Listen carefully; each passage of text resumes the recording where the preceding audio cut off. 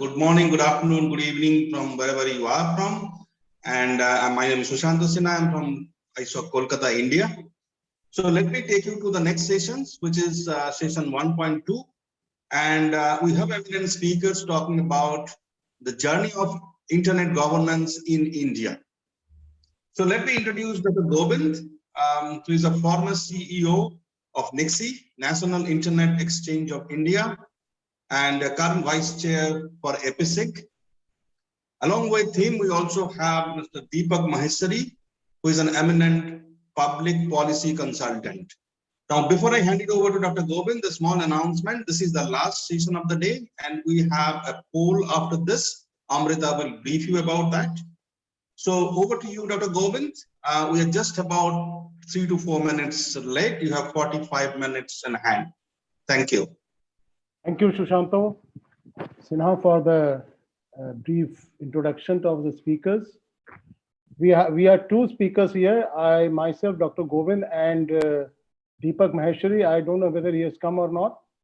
He's there? I'm here. Okay, thanks. So he's a time challenge. He's in LA. So time there is 6:30 morning. So without any time loss, I would request Deepak Maheshwari to start.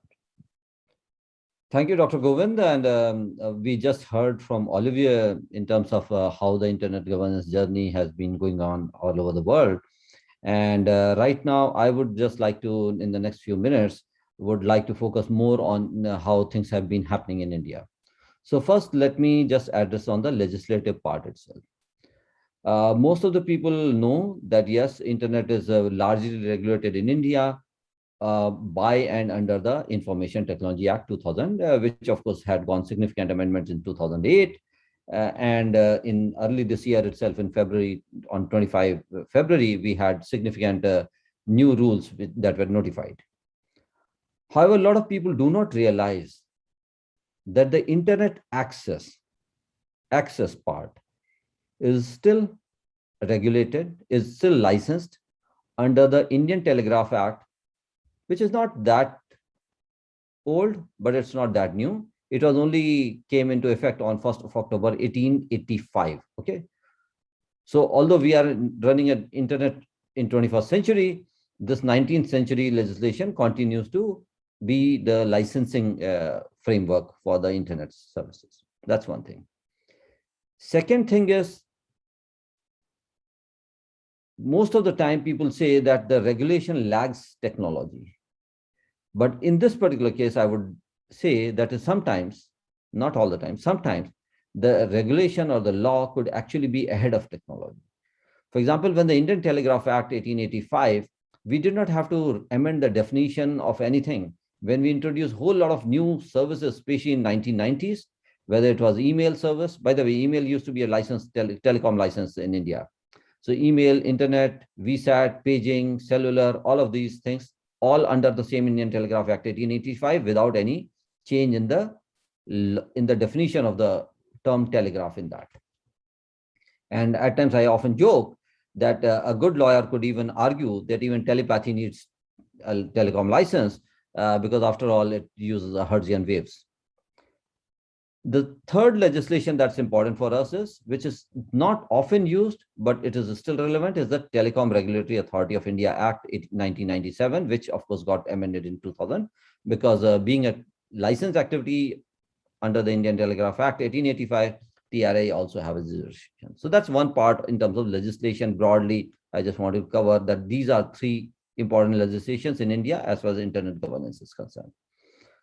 So just like Olivier just talked about certain waves and phases, let's say, in terms of internet governance, let me talk about different phases, how things have been evolved in India. So for the public, of course, the internet services in India started on 15th of August, 1995. But certain organizations, especially some software companies and some other government organizations, they had already been starting internet services in a limited scale even prior to that. And it so happened that I had an opportunity to work in that space also when the 5 IITs and the Indian Institute of Science got connected with some of their counterparts in the US in early 90s. But 15th of August 1995 was, I'll say, a watershed moment, because that's when we had the state monopoly, of course, at that point of time, BSNL, which is today known as Tata Communications, they started offering internet services to the public at large. And then on 15th of January 1998, the government announced internet policy, basically for private operators to be in a position to offer these services.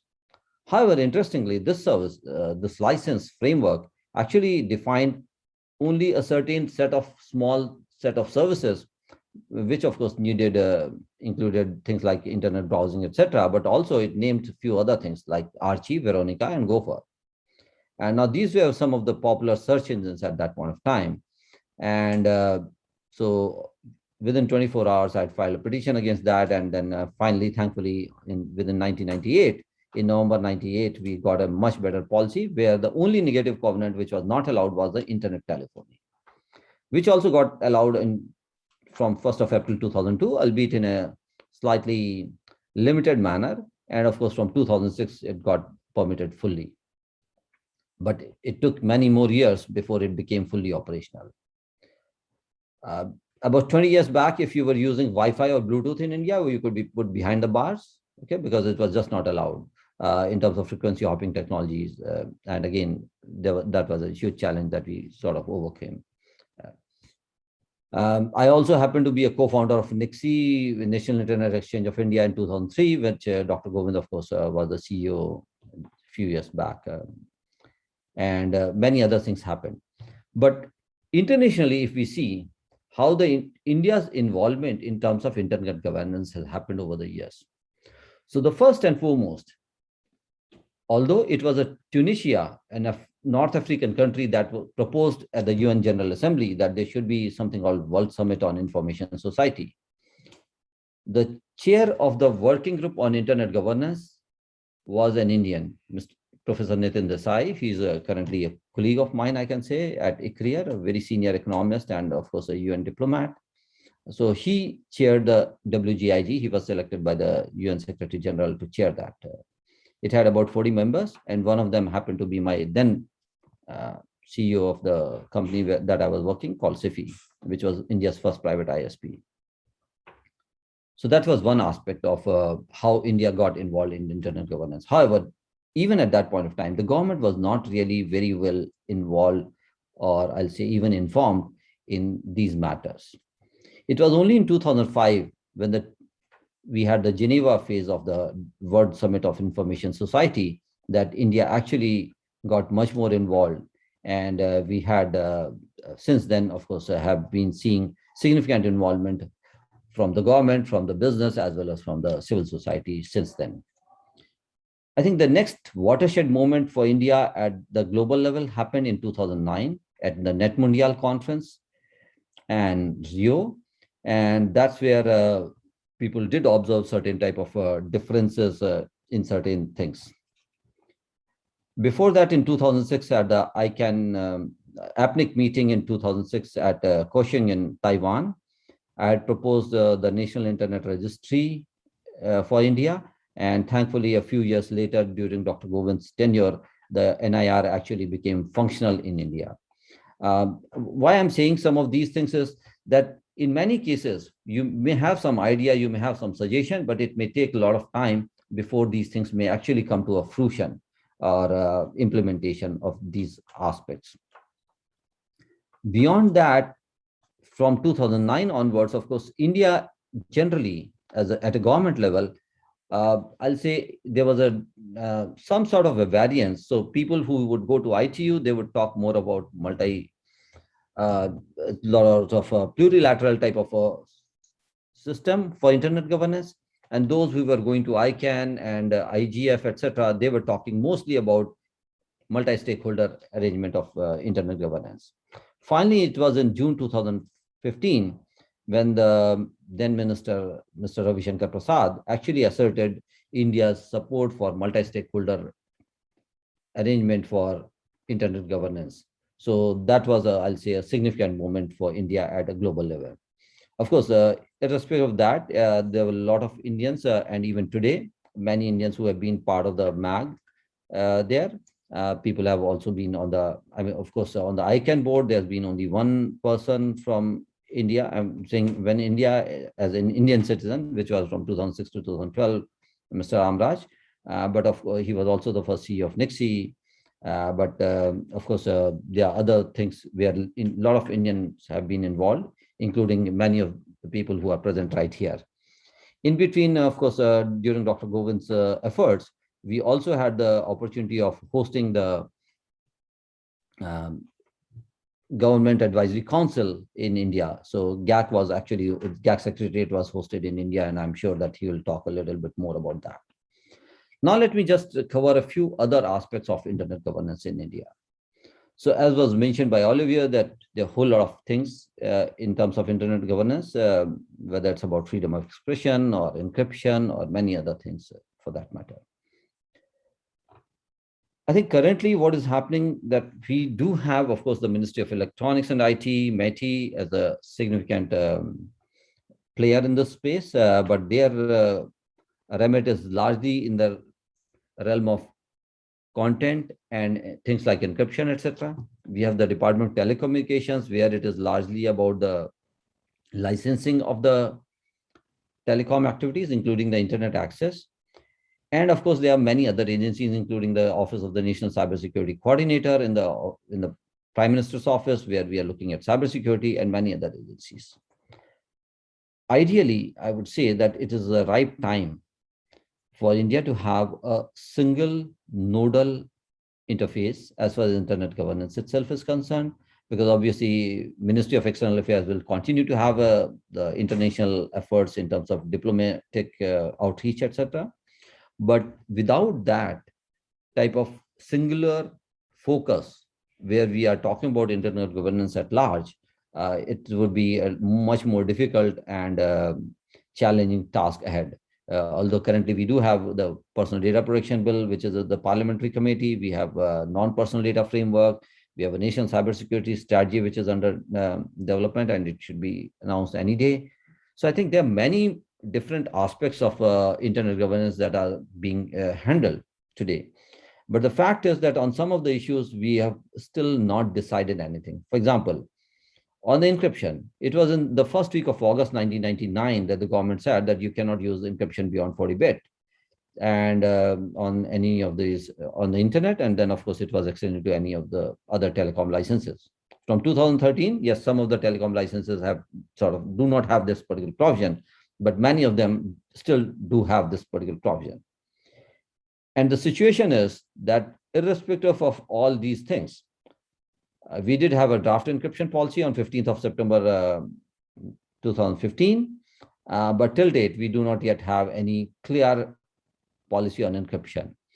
And I think this type of gray zone, in some way, it gives opportunity for people to innovate, but also it creates a problem of its own in terms of what people can and cannot do, should or should not do. And I agree that, yes, technology is evolving and fast evolving, but irrespective of that, it is important for the government to come out with some policy framework that allows a planned, at the same time, allows some sort of a framework that allows innovation, as well as have effective control on things which are not desirable, including cybercrime and cybersecurity attacks and breach of personal data, etc. So I think going forward, as far as internet governance itself is concerned, and this is where the participants in this particular cohort should actually play a significant role, is this. Number one, please familiarize yourself with not just what is happening now, but also why it is happening the way things are, how things have been happening earlier, and how we should proceed further in the future, and why. A lot of times people do talk about what and how, but very rarely we talk about why part of it. Second is that when we are talking about multi-stakeholder governance, I think we should also not just look at the internet users per se, we should also look at the interests and the challenges and opportunities with people who are currently not internet users. Because in India, we still have about half of the population that is not an internet user currently in an active mode, And what is it that we should be doing in that space is also very relevant and important for us to look at. The third thing is, instead of looking at people only as internet users, internet customers, internet subscribers, etc., I think it is a time that we start looking at them in a more symmetric manner. And what I mean by that symmetric manner is that people who are producing content as well as consuming content. And this was something that Alvin Toffler, the futurologist, had prophesied almost half a century back with a term called prosumer. So let me stop here, Dr. Govind, and hand it over back to you. And if there are any questions, etc., I can address it. Thank you. Thank you, Mr. Maheshwari. Of course, the many of the previous speakers have touched upon many aspects of internet governance. Shall I put my screen presentation? 1 minute. Yes, Dr. Govind, you have screen sharing facility. Yes, please.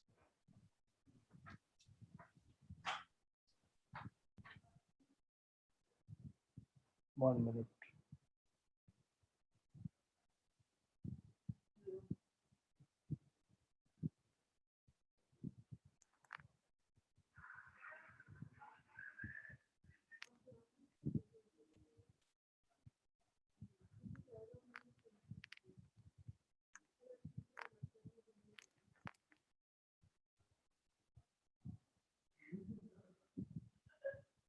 Yes, it is there.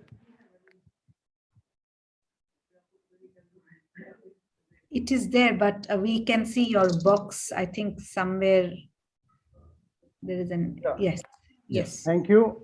Thank you. I will, the times given for this presentation. Of course, the previous speakers from Windsurf to Andres and Olivier and Maheshwari touched upon many aspects, but I will touch upon certain cross-cutting issues rather than going into the all over. Like internet and governance, as the previous speakers talked about, is playing a critical role in countries' social, political, economic, industry, and commerce.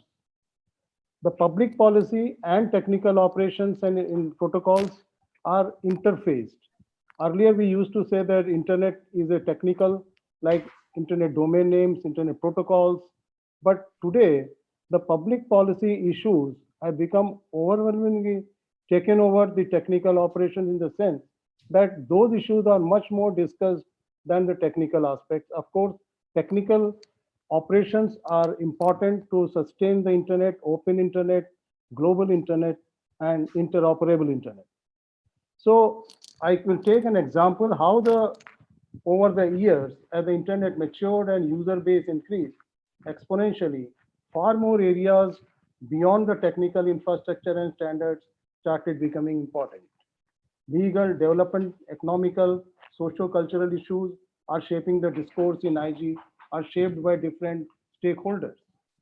Interdependence between the policy and technical operations have made it closely interfaced. To enforce public policy upon the internet is like regulating technical and operational matters. Example is the Facebook, which is now Meta, and Twitter. If the government regulations calls to share the user details, is like tweaking the encryption software in FB and Twitter, affecting freedom of expression. Vice versa, if these platforms take decisions, it will have significant impact on the way society and economy functions and runs. So we have to see that interplay of technical standards, technical operations, and this platform, platform thing, how they are interfaced and where we have to see how both can work together, like enforcing one to another or vice versa is not going to help. The pandemic has further taken over re-emphasized the critical role of internet. Issues we confront on a daily basis, like fake news, someone asked this question, internet shutdown, breach of privacy, data theft, transaction frauds, data in foreign servers, root server vulnerability, cyber stacking, online hate speech, all are going to become internet governance issues. And these are much more prominent issues, socioeconomic issues, which are coming up in various discourses, even in IGF, global IGF, regional, and their main issues are discussed today are these issues rather than more one or two sessions on technical standards. So here, I think these are the 7 clusters which has been already worked out by, I think, Diplo Foundation, where there is a technical infrastructure, technical standards, cybersecurity basket, freedom of expression, privacy, jurisdiction, e-commerce, e-money, access, digital divide, capacity development, content policy. Andrew has already touched upon this year's IGF, how they are going to get into this. Deepak Maheshwari talked about the ARNET. I've just chronologically made it like ARNET created in 83 in India, how the internet is journeys in India. 86, we had a first email exchange. TCP IP was done through ARNET in 1990. Internet gateway service by VSNL in 95, and VSNL introduced internet to common user in August 15, 1995. And then came the internet ISPs, private ISPs to come into picture for setting up their own internet network. Today, if you look at the global economy, and then there are sub-economies like internet economy, AI economy, digital economy, IoT economy, they are all internet economy. They are these economies like data economy, IoT economy, they are playing a much bigger role into the whole system of global space, digital space, so that you can see really where the global traditional economy is moving and how the new economy is taking over. This is a standard graph where picturization of the various stakeholders, internet ecosystem, which Olivier has already touched upon, like standard bodies, root servers, naming and addressing, ICANN, governments, internet society, organization. So this in nutshell give how the internet ecosystem is worked through various stakeholders. This is again the internet infrastructure, the physical layer, the code or logical layer, and the content layer where all the applications work. So whereas the content layer is becoming more and more critical today because of variety of issues like platform economy or the social media or moderation of the content. But nevertheless, apart from the content, the other standards are also taking over those things. Multilateralism versus multi-stakeholderism, as we defined earlier, by Olivier also and Deepak Maheshwari also, where in multilateralism, there is a one set of government direction is there, whereas in multi-stakeholder, private sector, civil society, and other stakeholders also equally participate and come with a consensus on certain issues which the society is facing. This is a typical graph how the internet user today gives his data, personal preferences, and to get free services like email, cloud, search, and other things. And in return, this internet industry gives this to advertising or user customer profile and get the money. And also the user, internet user gives the money to the vendors to get goods and services, again through this triangular system. Cybersecurity, these are the triangle, again, business economy, one side, the internet stability, protection of corporate digital assets, privacy on the other triangle, other side of the triangle, and freedom of information, right to access on the third side. So here the cybersecurity, human rights, and business and economy is taking triangular way to deal with each other's activity. So internet governance, as Deepak Maheshwari already touched, I will see some of the years when these things happened. Like internet governance, India became the GAC member, the Governmental Advisory Committee of the ICANN, which is an important body where the majorly all the governments of the world participate to discuss the internet policy issues, domain names, and other things. Then why this internet journey is important is because these components, these organizations are important in a country to look into the various aspects of internet governance, because they are the building blocks of the internet technology, internet standards, and other things.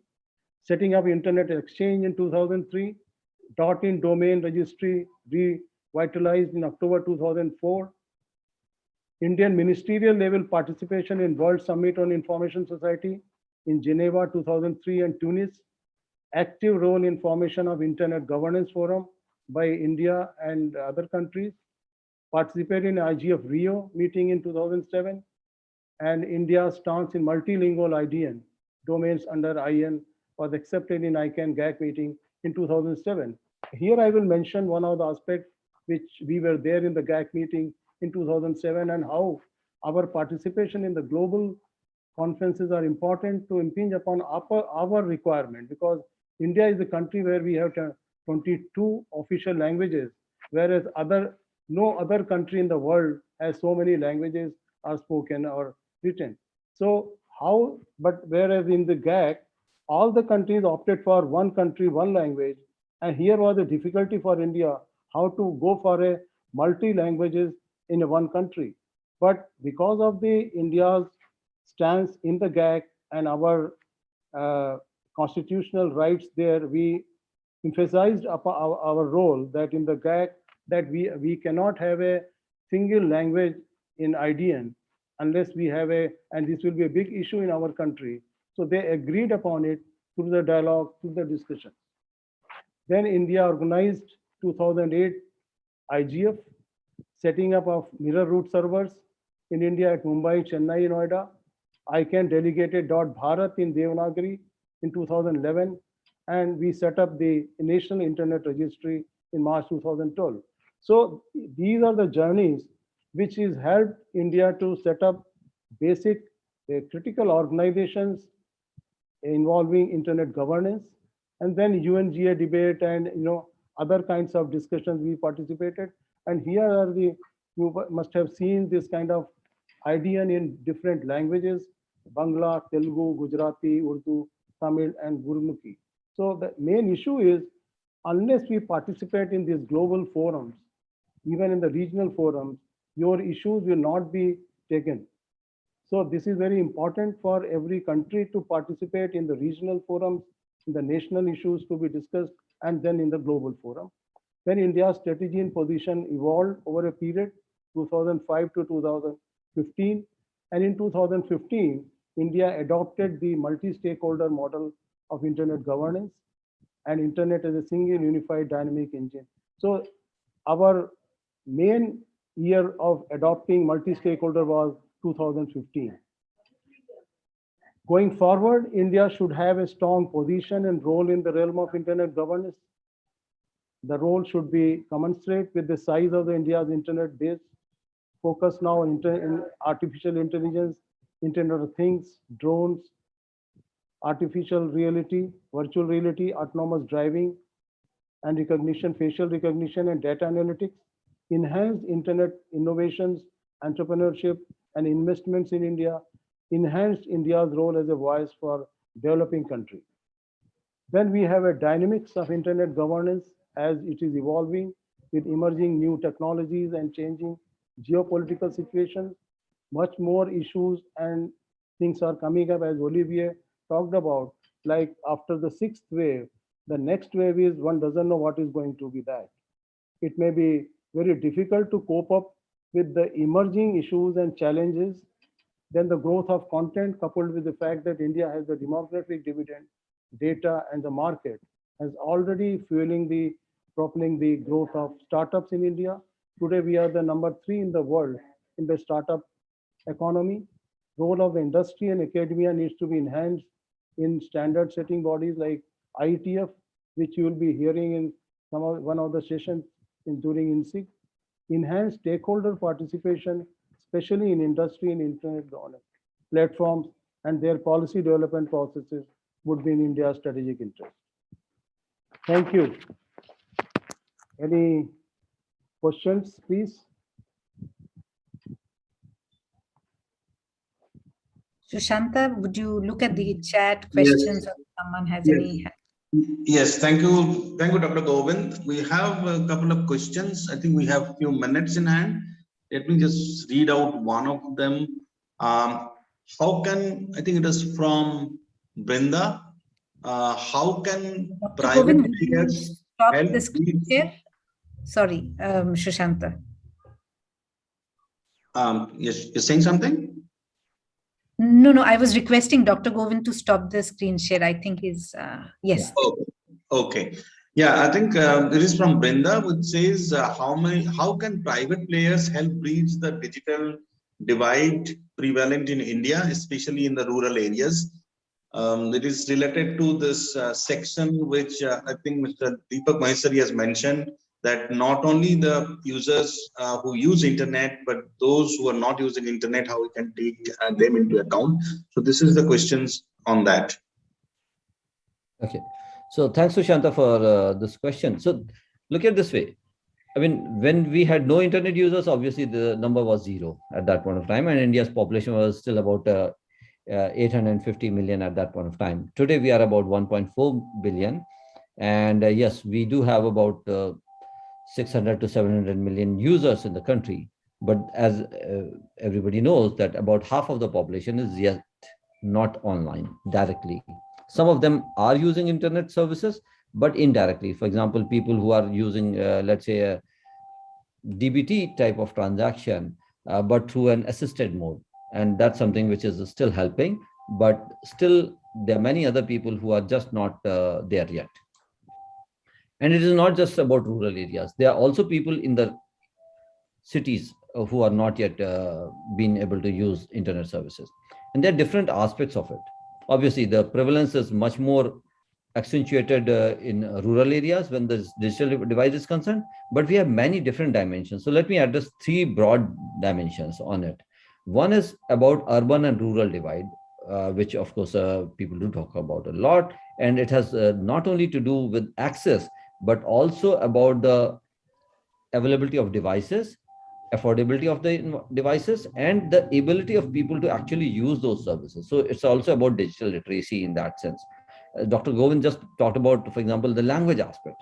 Now, the ID and the internationalized domain names do help a lot in terms of having domain names in the local languages. However, we also need to go beyond that in terms of actual content being available in the local languages, and not just the audiovisual content, which is quite a lot of that is available, but also the text and other stuff, and especially in terms of the discoverability, in terms of the search and other parameters. Second aspect is in terms of gender divide.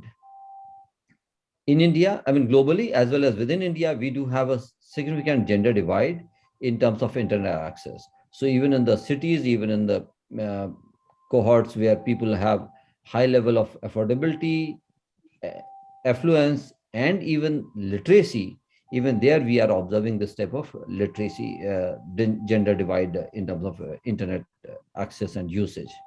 There are many communities and many families where women are not allowed to have devices, not allowed to use services on their own, and there are multiple challenges around that. The third aspect is, of course, as was mentioned, in terms of having just the access infrastructure. Now, in India, as well as in most of the developing countries, mobile is the primary, and for many people, the only means of internet access. So unless the mobile connectivity itself is available in the rural areas or wherever we have these type of challenges, which is high quality, which has low prices, and which has universal ubiquitous availability, we will still have a challenge in terms of reaching this goal of universalizing the internet access. And in that respect, one of the major areas that the government must look at is how the government prices the spectrum, for example. I mean, now we are talking about 5G spectrum auction, and if the prices remain high, what will happen? The operators will bid, and they will enhance the prioritization of investment in the urban areas rather than going in the rural areas.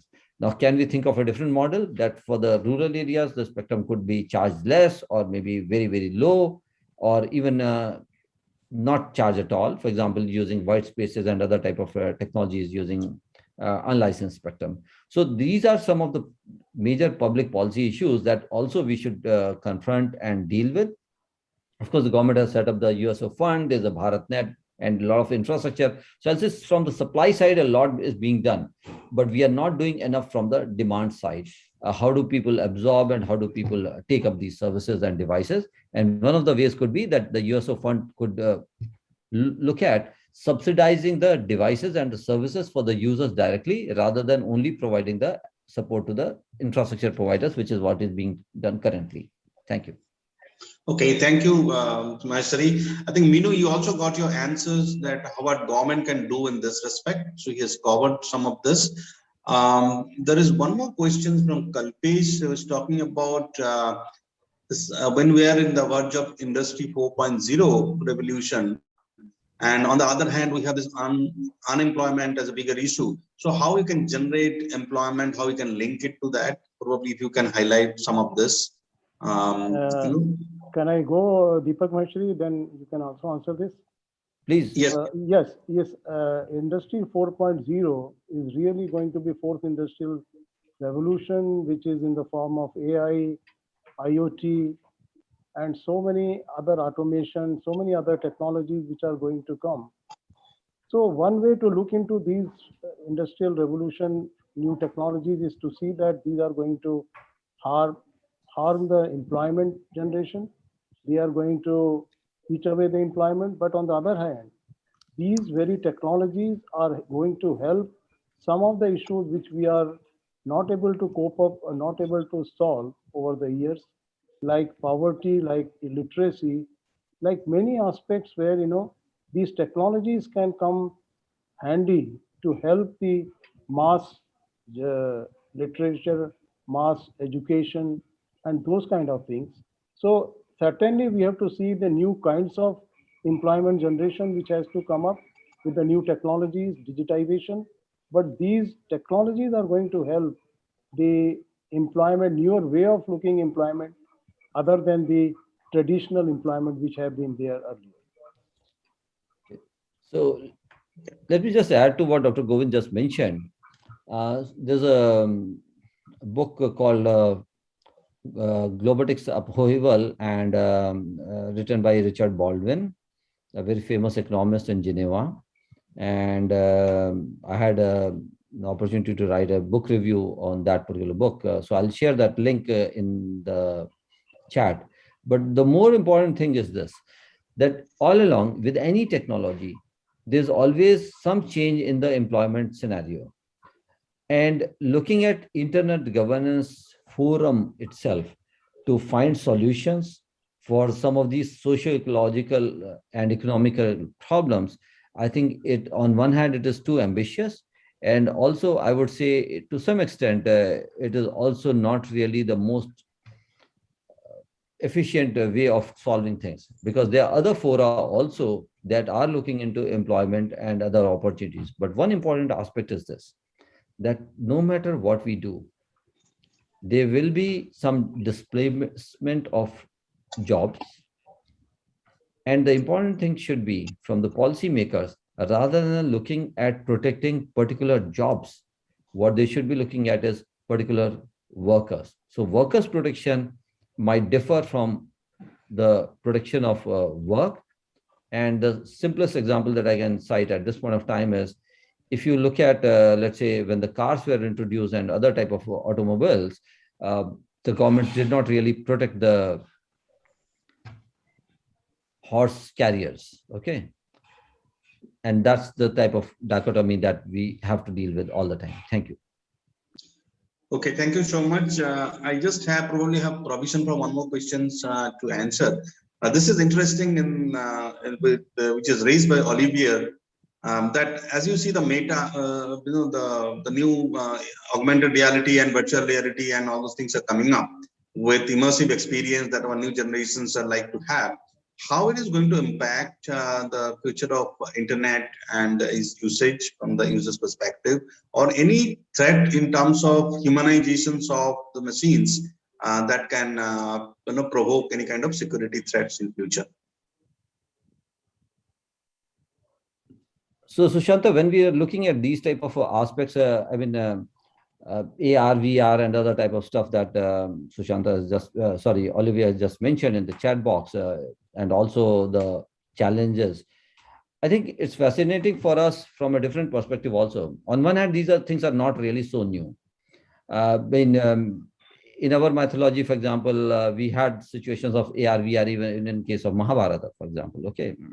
And Olivia, we can send separately details to you on these aspects. But the thing is this, that all these type of technologies would need ultimately in the long run much more unified policy and regulatory framework, both at national as well as international level. Because the major challenges are not really coming in terms of one technology vis-a-vis another technology, but actually the challenges are really lying in terms of some of the legislation and policies that we have, which are very siloed at this point of time compared to what we should be doing in terms of more integrated manner. Thank you. Maybe I can add one example here for the audience that, everybody remembers when the computer revolution came in India during 1985. So that time, a lot of hue and cry was there that typewriters will be, what will happen to the typewriters, what will happen to those kind of things.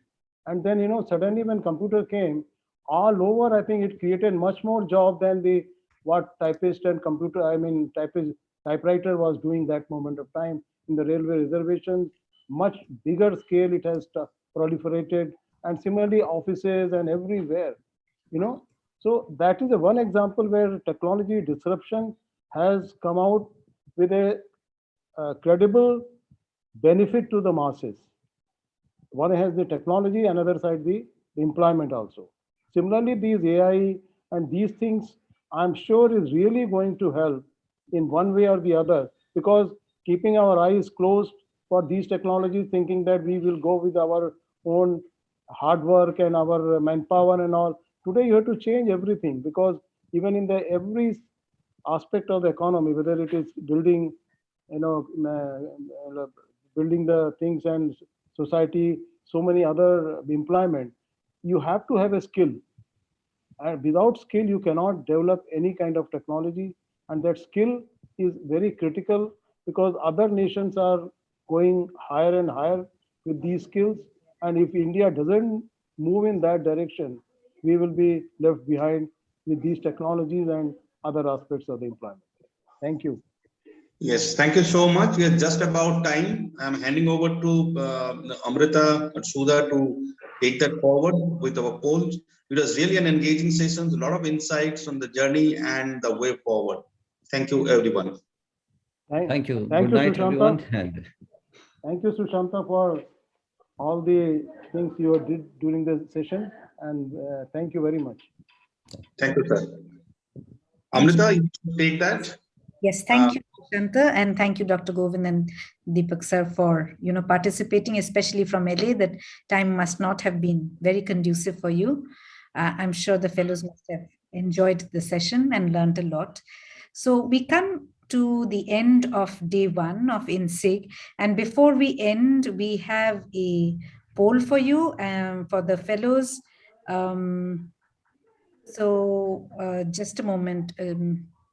I would be sharing the poll, but what we wanted to also mention to you is that,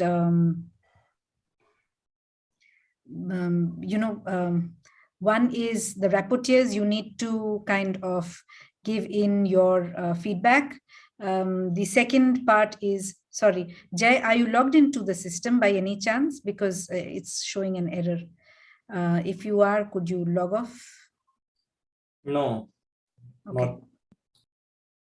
Okay, let me.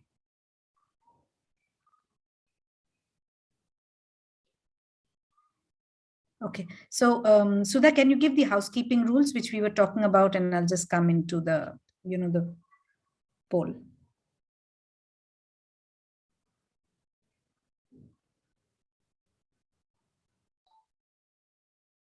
So tomorrow the session starts by 2 o'clock in the afternoon, and we wish all of you to join by 10 minutes earlier. And once you enter the room, you just put your name and your present for estimating the attendance, and attendance is compulsory for all the sessions. Similarly, after the break, when you join for the sessions, you have again put a present on the chat box. And for all the rapporteurs, we need to consolidate report, so send it to us at the earliest. So you can coordinate with the other rapporteurs who are doing the report for the session, and you can just consolidate the reports and send it across to us and for the final consolidation. Thanks, Sudha. I think we are having some problems with the poll. There, it shows that there is some login from a different device, but apologies, guys. We will have the first poll tomorrow when we start, and we are starting at 2 p.m. India time, which is going to be, just a moment. As in, you would be given, I think you have all got the the schedule with you, but it is 2 p.m. India time. And we would request you to be there at least 10 minutes in advance. Another thing, Sudha, I don't know whether you mentioned it, is we want you to participate in all the sessions, because at the end of it, it is a school and you get a certificate when you successfully complete it at the end. The certificate is not shared in case you are missing things, because I know you are investing a lot of time and so are we. So we expect you to participate. If you have any questions you could not ask to any of these speakers today, you can send it to us and we will again send it to the speakers so they can look at it. And you can tweet using hashtag InSig 2021 and tagging India SIG. And we may have some winners also, or we may find out who is the person who has tweeted most or the best tweets. So please do keep the tweets coming, share pictures, and we'll be really happy to have you ask questions, learn more, and see you tomorrow at 2 p.m. India time. Thank you so much.